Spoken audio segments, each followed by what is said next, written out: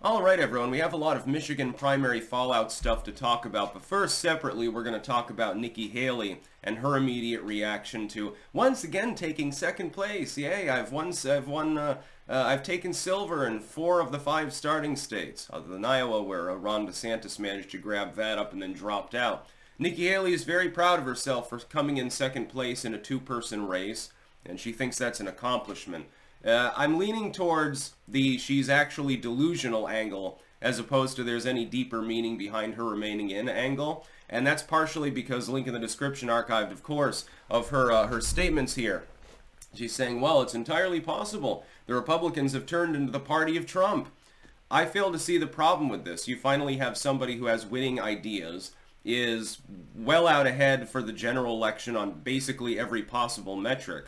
Donald Trump managed to pull off 2016 despite everyone campaigning against him, the entire legacy media, big tech, etc., etc.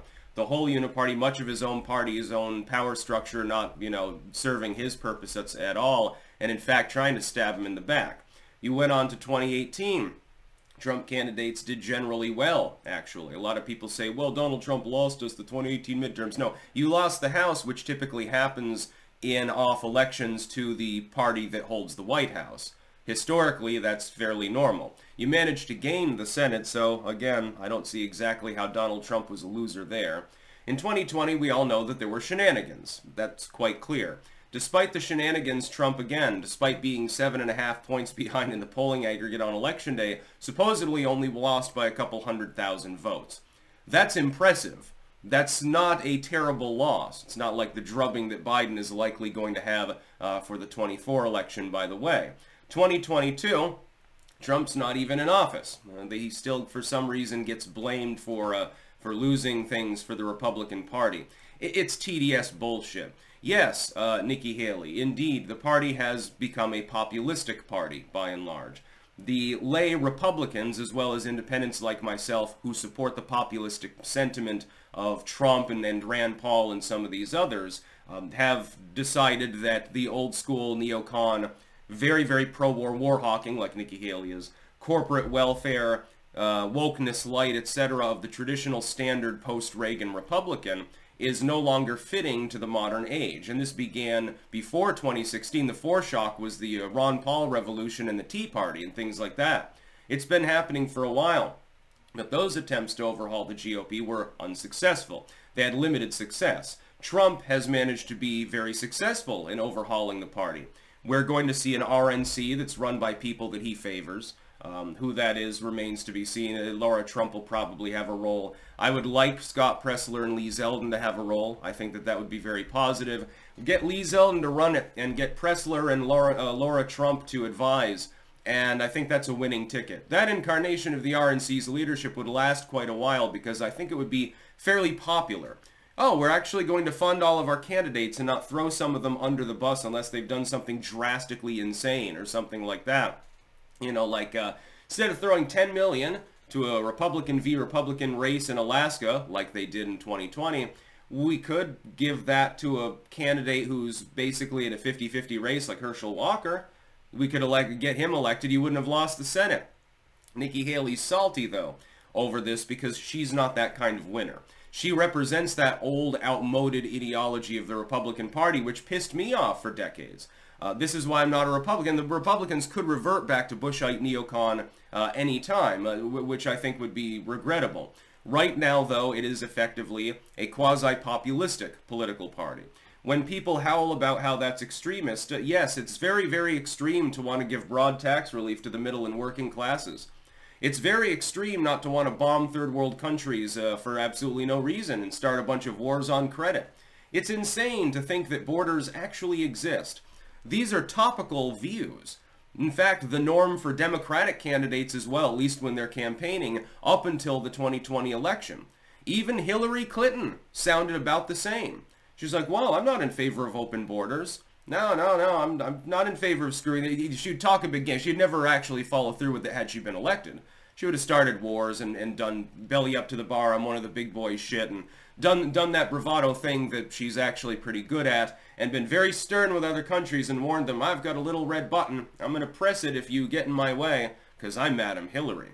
We all know that. Nikki Haley represents promising things and then not delivering. In her case, though, she takes it a step further. She's promising, in some cases, to do effectively the opposite of what the core GOP, including some of the neocons, would want. She doesn't seem to understand this. When you come out and say, well, I don't like to use the term illegals during a border crisis, you sound worse than Joe Biden. You sound about as bad as Kamala Harris on that token. When you come out and say, well, yeah, I think that 12-year-olds should be able to get transgendered bottom surgery, as long as their parents are okay with it, the state can fuck off, the parents can give the okay. No, I don't think the average person in the GOP agrees with that particular position. No, I don't. She's got plenty of time to come out and say more zany shit. Of course, Super Tuesday is coming up real quick. Along with the Michigan, they go through they don't award the delegates right at the primary in the state of Michigan for the GOP. They do it on March 3rd, I think it is. They have a separate assembly, and then they award the delegates. I don't know whether they go proportional, 50 plus 1 takes all, or just winner takes. I don't exactly know how their system's a little arcane. It's a little bit like Nevada has been. But Nikki Haley's salt is well deserved. She is fundamentally right. You are getting shafted, Nikki. It's because people like you are no longer welcome running for office. It's like with Jeb Bush or something like that. You might as well choose him as your running mate. It'd be a fitting pair. Probably be more palatable. Now, which would you rather have as president? War-mad Nikki Haley, who does the wokeness shuffle, or Jeb Bush, who at least avoids the latter? I think I would, if a gun to my head, I think I would choose Jeb Bush. That's the sad, tragic part of it. Yeah, third Bush. Nothing can go wrong this time, right, guys? Everything will be fine. Somehow worse. But she's right. It has become not the party of Trump, but the party of MAGA. The party of, hey, there are problems. Instead of doing the America fuck yeah thing and ignoring them, or trying to solve them with solutions that have not hitherto worked, why don't we try something new? And it turns out that that new thing is reverting to an older, it's like a factory reset for the Republican Party. Okay, this latest update is fucking with my system. It's been fucked for a while, you see. Why don't we try an older system that actually worked and we can build upon it again? We scrap all the new shit that we've done that clearly doesn't work and go back to a previous incarnation. It's a soft reset too. Trump is offering effectively first-term Reaganism. So Reagan before the corporate welfare dementia debacle and Iran-Contra and all of these other various problems. The Morning in America Again thing. I think that Trump fondly remembers. I think a part of this might only be Trump's nostalgia for that period of time. Why? Donald Trump made his mark during that era. That was the first half of the 80s, core Trump. That was his era. You know, he's partying around, he's raking in the cash, he's all over the newspapers, he's a big fucking man in New York City. He's the Wonder Boy. Well, why wouldn't he want to return to that era? I, too, fondly remember a time when car keys were actually keys and not little computer chips. Yes, I remember that. Also remember when more cars had manual transmission. I don't think we need to revert to that one. Yeah, I can remember the latter day of girls with bungees in their hair and Blockbuster Video. That's later on, of course, Core, early 90s, and all of these other wonderful things. I'm not even nostalgic. I'm just saying, so in some ways, things were better. Yeah, like the border was kind of defended. Crime was lower, certainly through that period of time, than it is now in some of our cities. Although overall violent crime actually was higher per capita, just to be clear. In the 80s, it was peaking, actually. Starts to go away around the time the Soviet Union falls. And, of course, continues to fall, despite the fact that a lot of gun laws were ripped up. So wonder why the Democrats can't explain that one to me. Neither can Nikki Haley. If she were elected, she would go after the guns, she would raise taxes, she would lavish the corporations with money, start a war, and call it a day. We all know what she stands for. That incarnation of the GOP at the moment is dead. Let's hope it never gets revived like a necromancer raising wasted bonehead from the grave to return fire at Sigilstone when he shits on his headstone. That's about all. Peace out.